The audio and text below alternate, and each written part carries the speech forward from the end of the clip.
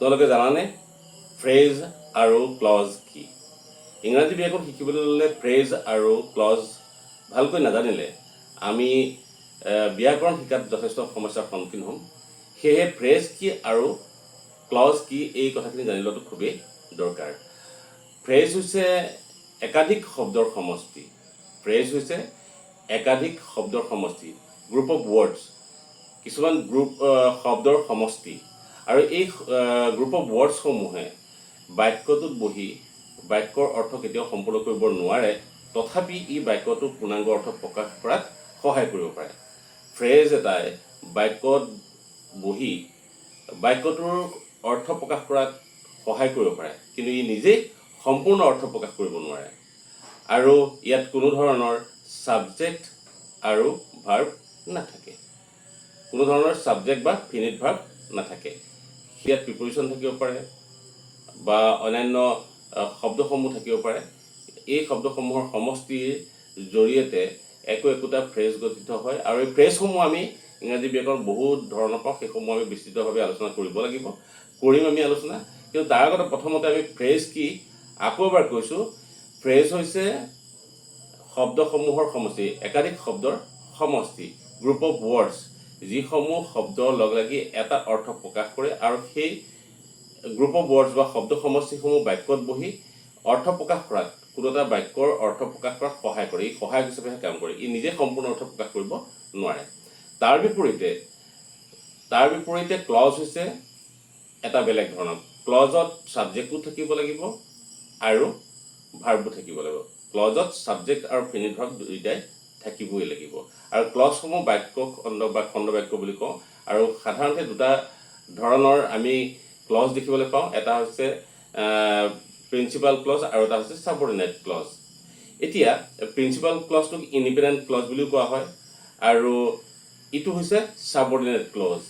এতিয়া কথাটো হৈছে কি, এই ক্লজসমূহত আমি ভবাৰ দৰে শব্দ সমষ্টি নিশ্চয় হয়, ক্লজসমূহ শব্দৰ সমষ্টি নিশ্চয় হয়, কিন্তু ইয়াত ছাবজেক্ট থাকিব লাগিব আৰু ফিনিট ভাৰ্ব থাকিব লাগিব।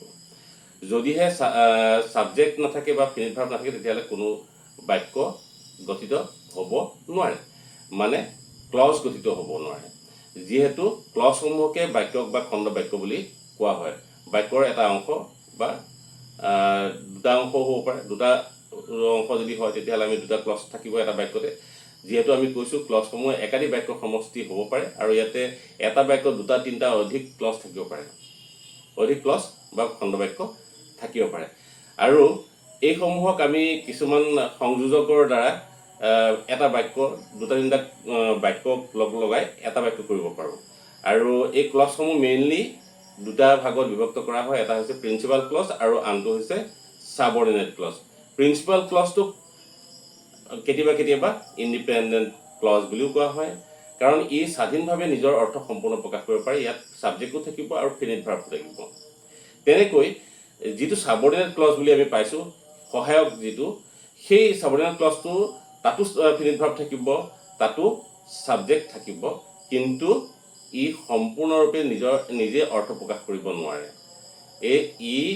ছাবঅৰ্ডিনেট ক্লজ এটাই প্ৰিন্সিপাল ক্লজৰ অবিহনে, মানে মূল বাক্যখণ্ডৰ অবিহনে ই নিজে সম্পূৰ্ণ অৰ্থ প্ৰকাশ কৰিব নোৱাৰে, নিজে সম্পূৰ্ণ অৰ্থ প্ৰকাশ কৰিব নোৱাৰে। কিন্তু প্ৰিন্সিপাল ক্লজটোৱে সম্পূৰ্ণ অৰ্থ প্ৰকাশ কৰিব পাৰে।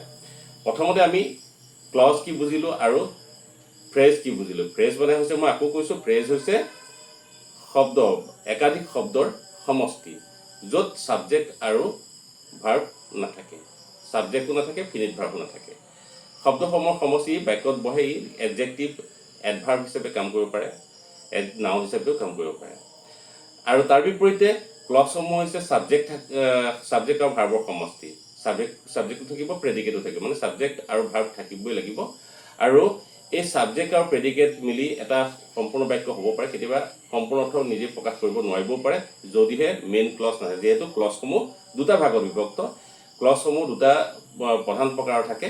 মূলতঃ এই ক্লজসমূহ দুটা প্ৰধান ভাগত বিভক্ত হৈ থাকে। এটা হৈছে প্ৰিন্সিপাল ক্লজ আৰু আনটো হৈছে ছাবঅৰ্ডিনেট ক্লজ। আৰু প্ৰিন্সিপাল ক্লজ, যাক আমি ইণ্ডিপেণ্ডেণ্ট ক্লজ বুলি কওঁ, এই প্ৰিন্সিপাল ক্লজটোত ছাবজেক্ট আৰু ফিনিট ভাৰ্ব থাকিব, ই সম্পূৰ্ণ অৰ্থ প্ৰকাশ কৰিব পাৰে।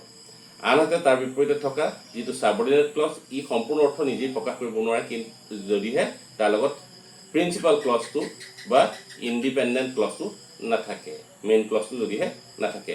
গতিকে আমি পাৰ্থক্য দুটা বুজি গ'লোঁ, এই দুটাৰ পাৰ্থক্য আমি বুজিলোঁ, আৰু এই পাৰ্থক্য দুটাৰ পাছতে আমি এতিয়া ফ্ৰেজৰ কিমান প্ৰকাৰ আছে আৰু ক্লজসমূহৰ কিমান প্ৰকাৰ আছে, এই সমূহে আমি এই সমূহৰ বিষয়ে ভালকৈ আমি আলোচনা